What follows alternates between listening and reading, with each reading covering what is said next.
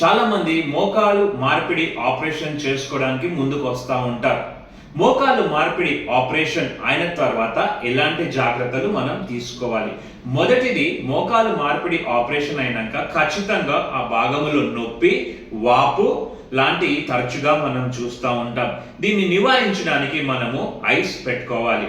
మోకాలు ఆపరేషన్ ఎక్కడైతే జరిగిందో, ఎక్కడైతే కట్ చేసి మోకాలు మార్పిడి చేశారో అక్కడ కాకుండా మోకాలు పై భాగము, మోకాలు కింది భాగము, మోకాలు వెనుక భాగము రోజుకు 2 నుంచి 3 సార్లు 10-15 నిమిషాలు ఐస్ పెట్టుకున్నట్టయితే నొప్పి తగ్గడంతో పాటు వాపు కూడా తగ్గుతుంది. రెండవది ఏంటంటే, పడుకున్నప్పుడు ఎట్టి పరిస్థితుల్లో మోకాలు కింద దిండు అనగా పిల్లో పెట్టుకోకూడదు. మూడవది, ఎంత త్వరగా అయితే అంత త్వరగా ఫిజియోథెరపీ స్టార్ట్ చేయాలి.